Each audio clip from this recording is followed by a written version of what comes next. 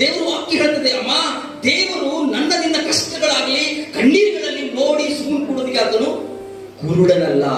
Hallelujah. ನಾನು ನೀನು ಕಷ್ಟದಲ್ಲಿ ಹಾದೋಗ್ತಿರುವಾಗ, ನೋವಿನಲ್ಲಿ ಹಾದೋಗ್ತಿರುವಾಗ ಆತನು ಸಹಾಯ ಮಾಡಲಿಕ್ಕೆ ಆತನ ಹಸ್ತ ಮುಟ್ಟುಗೈಯಲ್ಲ. ಹಲ್ಲೆಲೂಯ. ಆತನ ಕಣ್ಣು ಸರಿನೇ ಇದೆ, ಆತನ ಕಿವಿ ಸರಿನೇ ಇದೆ, ಆತನ ಹಸ್ತವೂ ಸರಿನೇ ಇದೆ. ಆದ್ರೆ ಬೈಬಲ್ ಹೇಳ್ತದೆ, ನನ್ನ ನಿನ್ನ ಪಾಪಗಳೇ ನನ್ನ ಆಶೀರ್ವಾದಕ್ಕೆ, ನಿಮ್ಮ ಆಶೀರ್ವಾದಕ್ಕೆ ಅದು ಗೋಡೆಯಾಗಿ ತಡೆಯಾಗಿದೆ. ಹಲ್ಲೆಲೂಯ.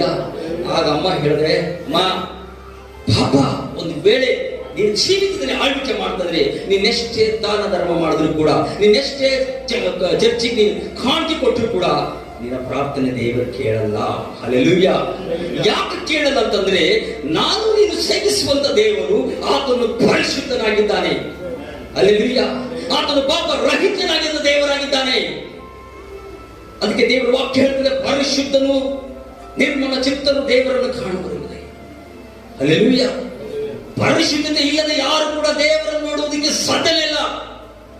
ನಾವು ಆರಾಧನೆ ಮಾಡಬಹುದು, ಕಾಣಿಕೆ ಕೊಡಬಹುದು, ಇನ್ನು ಅನೇಕ ಒಳ್ಳೊಳ್ಳೆ ಕಾರ್ಯಗಳು ಮಾಡಿದ್ರು ಕೂಡ ಒಂದು ವೇಳೆ ನಮ್ಮ ಜೀವಿತದಲ್ಲಿ ಒಂದು ನಿಜವಾದಂತ ಸಂಬಂಧ ದೇವರೊಂದಿಗೆ ಇಲ್ಲ ಅಂತಂದ್ರೆ ಯಾವ ಆಶೀರ್ವಾದ